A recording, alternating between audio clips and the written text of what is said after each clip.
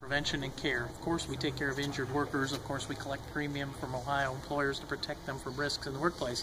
But the other half of our duty is really that safety side and the accident prevention side. The best accident an employer can have is the one that never happens because you do something proactive. And it's great to be out here in Lima today to highlight a public sector partnership that we have with ODOT, where they can take some of our grant dollars, buy equipment to protect their workers. You know, they have a lot of workers in harm's way on Ohio roadways, and so it's really critical that they think ahead. And it's a real credit to this district office that they've gone 2 years without an accident, and that shows that Kurt and the other leaders here are really doing a great job. Also the programs, the transitional work program, is that through your office? It is, and what we do there is we get employers to think ahead before they've even had an accident and say, okay, if we have an injury in our workplace, what could we do to bring that worker back in a proactive way while he's going through the rehabilitation and the healing process? And it sounds like they're doing that very successfully here. We heard a story today of a gentleman who had been hurt, was expecting a long layoff, and yet because of some flexibility by management and his own willingness to get back to work, they were able to do something very successful together. And just to comment a little bit on the some of the numbers you were bringing out, and comparing the national some of those national numbers for accidents per 100 workers compared to Ohio.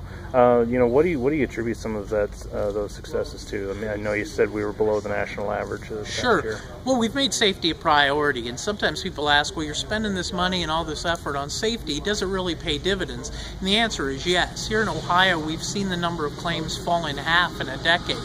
That's great news. That's more moms and dads coming safely home at the end of the day. We've also seen that nationally, it's a 3.3 per 100 worker accident rate. And here in Ohio, for the last 2 years, we've been below the national average. This year, 2.9. And that difference is 25,000 injured workers if we were just average. And so it tells me that smart employers, smart employees who are thinking about their own safety, as well as some of the programmatic and financial help that we can give at BWC, is making a difference for Ohio workers. Okay. And just last question about the grants, the safety grants that you guys have. I believe you said you tripled those in the past few years, so looking at like $15 million rather than $5. Well, just to speak on that a little bit. That's right. Over the last 2 years, because we've had some great financial results, we were able to return $2 billion to Ohio employers. But Governor Kasich was also very serious that he wanted to do something for the workers.